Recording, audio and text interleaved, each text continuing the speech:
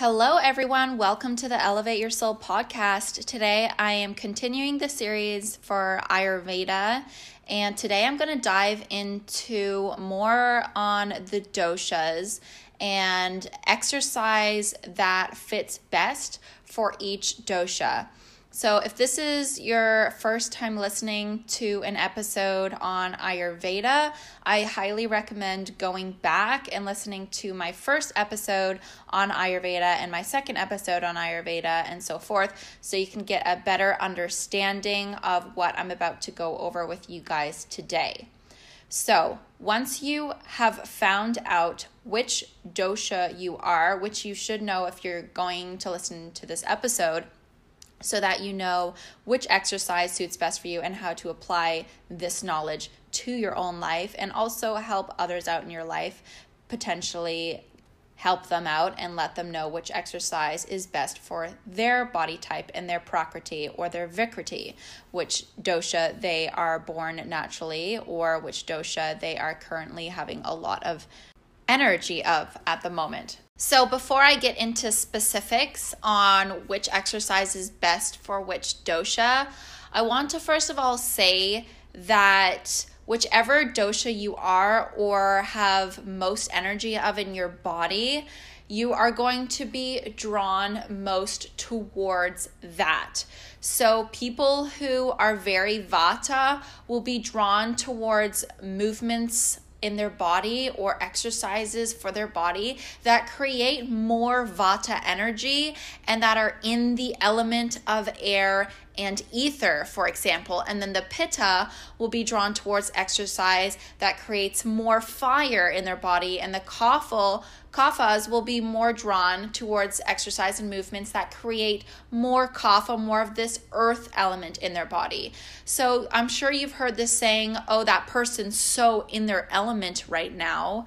That simply means that the element that you see in that person and the movement or the action that that person is doing or the behavior they're doing is in that same element. It is in alignment, and that is why certain doshas are drawn to certain exercises. It's just the law of like attracts like, right? So vatas love doing exercise that creates more vata, pittas more pittas, kaphas more kaphas. And that is when we are truly in our natural element. Like literally we are in our element, and that is why it feels so good. That's why we're drawn towards it, and that's why we're actually really, really good at it as well. But it is so important that we incorporate these other movements into our lives and with our physical body so that we can create an equal balance and equilibrium within all of the elements and the energies within our bodies, because we do not want an imbalance, and an imbalance simply means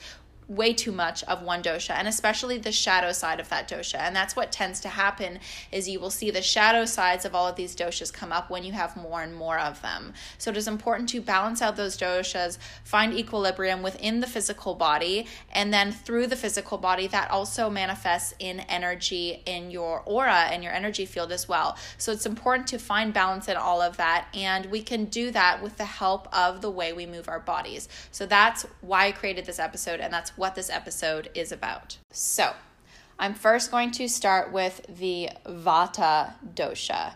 Now, people who are born with a vata dosha being their primary dosha are naturally drawn to, love to, and are very good at moving fast pace. They naturally have a lot of fast twitch muscle fibers in their bodies, which means that they're really good at speed. They're really good at moving fast, but their muscles fatigue the quickest out of all the doshas. Vatas are drawn towards quick moving workouts such as cardio, dance, spin classes, or biking really fast, and running. So vatas naturally love just this quick pace, and they're really, they're naturally really good at it. So in saying that, when a vata has too much of this drives up more vata energy in their body. That creates more wind, more air, more ether within their body and in their system, which can lead to an imbalance, and you'll have way too much vata. And Ayurveda and the doshas is all about balance and finding equilibrium within the body. So you don't want too much vata in the body. You don't want too much of one element, especially the shadow side of this element. So in order to balance out those energies, the vata will need more pitta and more kapha moving exercises in their body to find equilibrium. So if you are a vata pitta, it is really good to have kapha inducing exercises. And if you are vata kapha, it is possibly really good for you to have pitta inducing exercises. So in saying that, in order to balance out the amount of vata you have, if this is your natural born constitution, or if this is currently your vikriti, the energy you contain most of at the moment, it is like medicine for your body and medicine for your soul to balance that out with workouts that induce the other doshas. So good movements for the body, being predominantly vata, would be slow and steady movements, strength and weight training. Balance poses are also really, really good because vatas tend to have a weak skeletal system. So it's good to get those bones strong, get the joints activated and working. And it also quiets the mind because you cannot focus on anything else when you're in a balance pose. You really need to be present. You really need to be in the moment. And vatas tend to have this really overworked mind, monkey brain. They're constantly thinking, they're anxious, they're worrying about the future. So it is really important for vatas to slow down the mind. And when we're doing balance poses in a yoga class, for example, this really helps our mind as well as the weak bones that a vata has and the weak joints. So this is really, really, really good for vatas.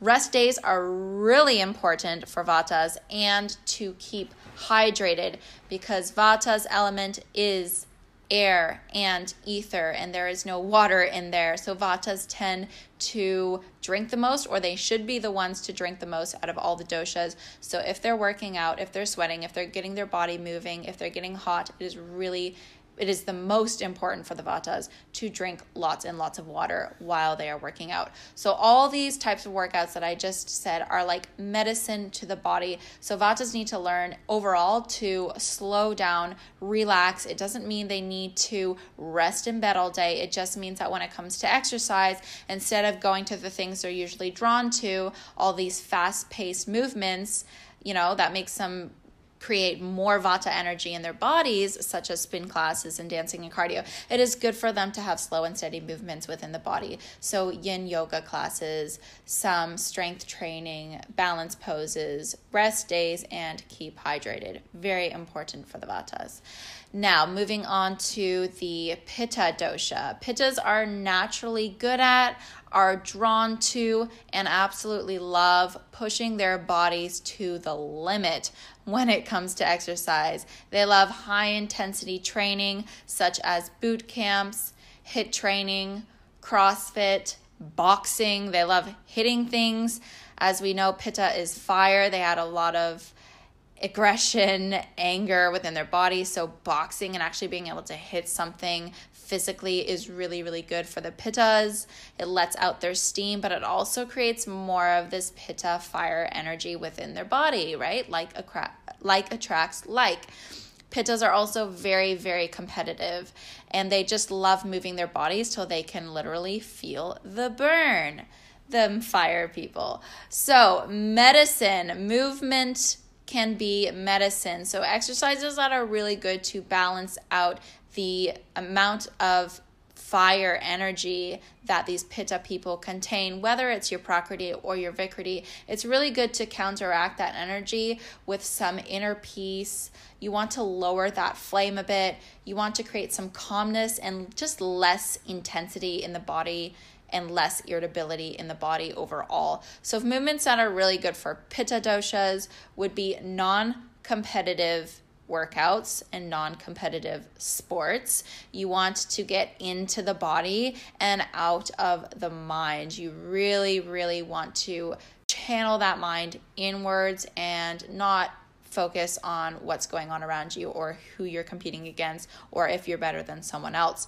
Yin yoga is really good for pittas. Pilates, because that's giving you that chance to have that workout, have a little bit of that burning sensation that pittas love, but also working on the breath, working on the mind, and having a slower pace in general. Meditation is really, really good for pittas. They're good at being in the present moment better than any other dosha. So meditation is great for pittas and so healing for their overall body. Swimming, like gentle swimming in cooler waters, is really good. Pittas tend to get overheated and really hot, hence their element is fire.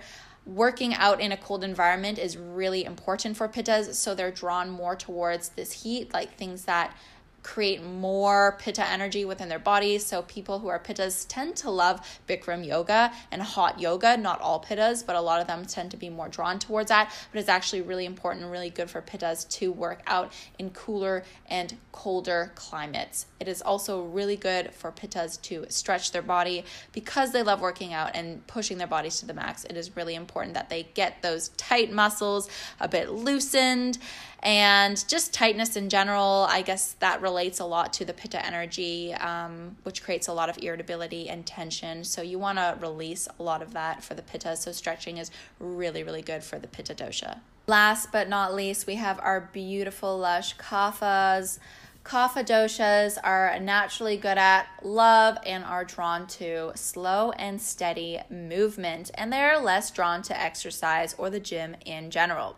They have the highest endurance and can tolerate the longest duration of all the doshas. I'll repeat that again. Kaphas have the highest endurance and can tolerate the longest duration out of all the doshas. So kaphas, stop being afraid to exercise. You guys have so much stamina and so much power.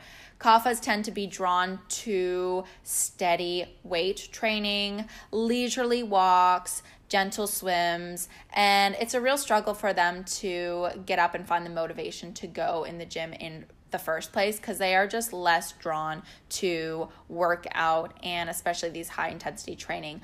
But in saying that, we don't want too much kapha energy, so someone who is a kapha will need more vata and pitta energy in their body. So whether you are a kapha vata or a kapha pitta, you want more exercises that will create more pitta or more vata energy in your body. So movement that is medicine for the kapha dosha would be things like cardio, fast moving, fast paced workouts, HIIT training, spin classes, running, and racing. So all of these kind of things that were not so good for the other doshas are actually really good for kaphas, and it is really hard for them to get motivated to do these things. But when a kapha starts doing this energy, they might take a long time to warm up. They might feel very stiff, fatigued, tired, and drained in the beginning of a workout, and it takes them the longest to actually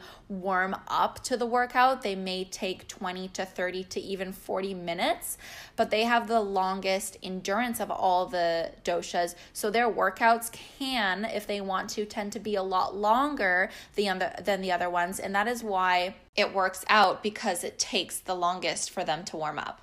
So it's really important for kaphas to push through that initial stage of their workout where they're feeling heavy and drained and tired, because the more they work out and the more they stick to it, the more they will find this uplifting energy. And once they complete the workout, it'll leave them feeling much lighter, clearer in the mind, and just a lot more energetic in the body in general, which is completely different from the vata dosha, because when vatas, they're so drawn to these quick moving, intense workouts, but when they have too much of that at the end of their workout, they'll end up feeling completely drained and exhausted and fatigued. But sometimes that can actually, because you're doing those vata movements, it'll actually create more vata energy within the body and then create more anxiety and more tension, and you'll not be able to sit still, although your body is overtired. So it is really important to find which dosha you actually are, because they all work completely differently, all three of the doshas. So it is important that you don't diagnose yourself with the wrong dosha and then apply these workouts and apply all the different food types to a dosha that isn't really your main dosha. So it is important to make sure that you know which dosha you are. If you're unsure of this, it is good, just see any Ayurveda practitioner. You can also contact me over Instagram or Facebook, and I'd be happy to discuss with you which dosha you may be, whether it's your Prakriti or your Vikriti, which simply means your natural born constitution, which dosha you have more of naturally, which is always the same for your whole life and will never change, or which is your Vikriti, which phase you're in right now in life, and which dosha and energy you might just have more of right now, but isn't necessarily your natural born constitution. So it's really important to figure all of that out. I hope I haven't lost all of you. This is confusing and complex stuff. That's why I'm breaking it into different episodes. I hope you guys understood and found this episode helpful and useful. I would love to hear from you. If you're wanting any questions on Ayurveda or these workouts, please shout out and send me a message on social media, and I will see you guys on the next episode. I hope you have an amazing day and amazing week ahead of you. Bye.